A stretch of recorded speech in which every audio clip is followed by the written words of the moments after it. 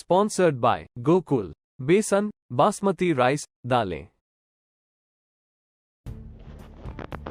तेलंगाना में भाजपा सरकार आने से ही विकास होगा, पशुपालन मंत्री पुरुषोत्तम रूपा ने कहा। केंद्रीय पशुपालन मंत्री पुरुषोत्तम रूपा ने कहा कि तेलंगाना में भाजपा सरकार आने से ही विकास होगा। प्रधानमंत्री मोदी के नेतृत्व में देश में विकास और भ्रष्टाचार मुक्त शासन संभव है। उन्होंने लोगों से आह्वान किया है कि अगर तेलंगाना का विकास करना है तो अगले चुनाव में भाजपा को जिताए। महाजन संपर्क अभियान कार्यक्रम के हिस्से के रूप में गुरुवार को चिन्नूर में आयोजित सार्वजनिक बैठक में मुख्य अतिथि के रूप में भाग लिया। इस अवसर पर कहा, केंद्र सरकार तेलंगाना के लिए लाखों करोड़ का फंड मंजूर कर रही है। देश में पशुधन बढ़ाने के लिए कई उपाय किए जा रहे हैं, जिसके हिस्से के रूप में 4000 एम्बुल दिया गया है। केंद्र एम्बुलेंस के निर्वाहकों के लिए 60% धनराशि मंजूर कर रहा है। उन्होंने बताया कि किसानों की तरह पशुपालकों को भी पशुपालक क्रेडिट कार्ड उपलब्ध कराए जाएंगे। उन्होंने कहा कि कोरोना काल के दौरान मोदी ने सभी को एक साथ लाया है, सभी को टीके निःशुल्क उपलब्ध कराए। किसानों को 18 लाख करोड़ का कर्ज दिया जा रहा था।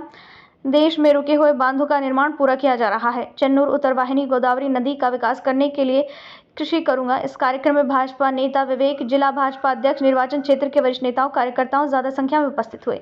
नवभारत समाचार से पवन कुमार बजाज की रिपोर्ट। के लिए काम हो रहा है, मैं इसमें ऐड करना चाहता हूं। आजादी के बाद पहली बार केसीसी जो किसान क्रेडिट कार्ड जिनके जरिए किसानों को ऋण मिलता था, ऐसा ही ऋण पशुपालकों को देने का निर्णय भी प्रधानमंत्री मोदी जी ने कर दिया। ऐसा ही निर्णय हमारे मछुआरे भाई बहनों को देने का भी निर्णय कर लिया है। उनको भी किसान क्रेडिट कार्ड देने का निर्णय प्रधानमंत्री जी ने कर दिया है और इसी साल बजट में इनके लिए 2 लाख करोड़ रुपए का प्रावधान भी कर दिया है। हम जहां भी जाते हैं, हमारे मछुआरे समाज को, हमारे पशुपालक समाज को क्या मिल रहा है केसीसी या नहीं मिल रहा है, मैं राज्य में घूमते हुए उनको देखने का भी प्रयास कर रहा हूं। ये साथियों हमारे प्रधानमंत्री जी हैं जिन्होंने कश्मीर की समस्या को हल करने का निर्णय किया और साहस किया। 3070 इसको हटाने की बात चल रही थी तो बहुत लोग बोल रहे थे कि देश में लहू की नदियां बह जाएगी, ये होगा वो होगा, इसको कोई हाथ नहीं लगा पाएगा। हमारे प्रधानमंत्री श्री मोदी जी ने और हमारे गृह मंत्री श्री अमित शाह जी ने मिलकर 370 को एक टीचर बोर्ड में से जैसे साफ कर देते हैं, ऐसे भारत माता के कपाल से उसको मिटा देने का काम कर दिया। आज कश्मीर और कश्मीर की पूरी जनता विकास के काम में लग गई। खून खराबा तो नहीं हुआ, कुछ घटनाएं भी नहीं घटी, कर्फ्यू भी नहीं कभी लगाना पड़ा और लोगों को काम मिल गया। और जम्मू कश्मीर, लेह लद्दाख के लोग भारत के विकास में अपना काम जोड़ने के काम में लग गए हैं। ये परसों ही प्रधानमंत्री जी ने अपने मन की बात में उल्लेख किया था कि कश्मीर का एक जिला जो दूध में, डेयरी के उद्योग में 5 लाख लीटर दूध प्रोड्यूस करने वाला जिला बन गया और आत्मनिर्भर जिला बन गया।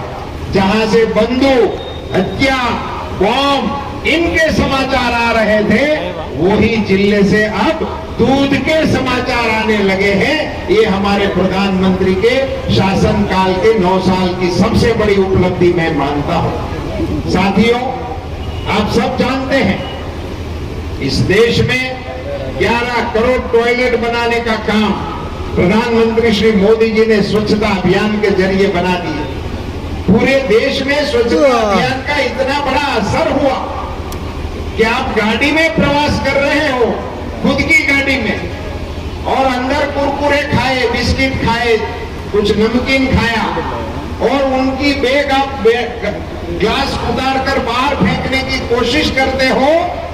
आपके बच्चे आपको रोकते हैं और बोलते हैं, ऐसे बच्चे कहते हैं कि मोदी दादू ने मना किया है, कचरा बारी से मत फेंको दादू, और अपने बैग में डालने की कोशिश कर रहे हैं। मैंने अपने इस 40 साल के जीवन में किसी नेता की अपील का इतना असर इस देश में नहीं देखा है। ऐसा असर प्रधानमंत्री नरेंद्र मोदी जी के ये स्वच्छता अभियान का इम्पैक्ट हमारे देशवासियों ने इनको झेला। इसी के चलते इस देश में कई कारनामे हुए। यहाँ कालेश्वरम की बहुत चर्चा हो रही है।